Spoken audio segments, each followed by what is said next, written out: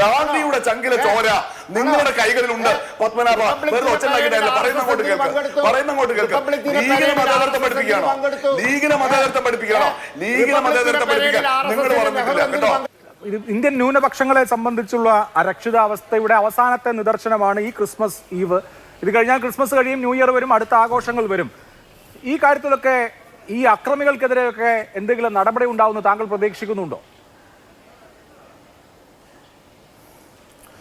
ഉറപ്പായും ഞാൻ മറുപടി പറയാം. അതിന് മുമ്പ് ഇവിടെ ഉന്നയിക്കപ്പെട്ട ചില കാര്യങ്ങൾ ഇപ്പോൾ ആവർത്തിച്ച് ഗോഡ്സെ RSS ആയിരുന്നില്ല എന്ന് പറയണ്ട. ഗോഡ്സെ ആരായിരുന്നു ഇവർക്കാണോ അറിയാം?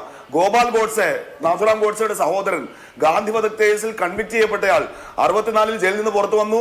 93 ഫ്രണ്ട് ലൈൻ മാസികക്ക് അഭിമുഖം കൊടുത്തിട്ട് പറഞ്ഞു, ഞാനും നാഥുറാമും വീട്ടിൽ വളർന്നതിനേക്കാളേറെ RSSലാണ് പറഞ്ഞത്. തീർന്നില്ല. സർദാർ വല്ലഭായ് പട്ടേൽ, നിങ്ങളുടെ ഇപ്പോഴത്തെ റോൾ മോഡൽ, RSSനെ നിരോധിച്ചു ഗാന്ധി വധത്തിന് ശേഷം. തീർന്നില്ല.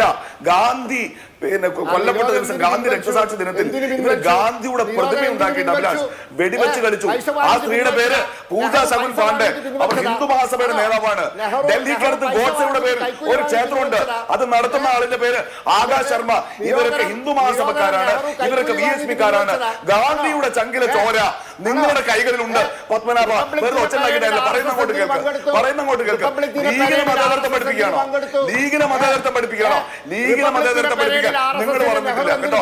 ഇന്നത്തെ ദിവസം ഞങ്ങളുടെ ശക്തി കേന്ദ്രമായ മലപ്പുറം ജില്ലയിൽ ഞങ്ങളുടെ ജില്ലാ പഞ്ചായത്ത് വൈസ് പ്രസിഡന്റ് പ്രഖ്യാപിച്ചിട്ടുണ്ട്. പേര് ES വിജി എന്നാണ്.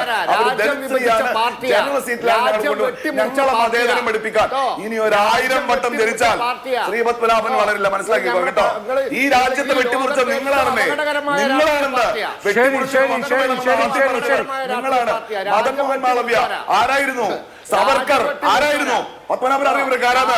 നിങ്ങളുടെ കൊടുത്തപ്പെട്ട ഒന്നാം തരം സംഖ്യകളായിരുന്നു. രാജ്യം വെട്ടിമുറിച്ച് പങ്കുപറ്റിയ ഞങ്ങളല്ല കേട്ടോ. അത് ഞങ്ങളുടെ ശരി. ഇന്ത്യയിൽ ക്രിസ്മസ് ആഘോഷങ്ങൾ തടസ്സപ്പെടുത്തുന്നത് എന്തിനാണ് സാന്താക്ലോസിന്റെ താടിയെ പോലും പേടിക്കുന്നത്?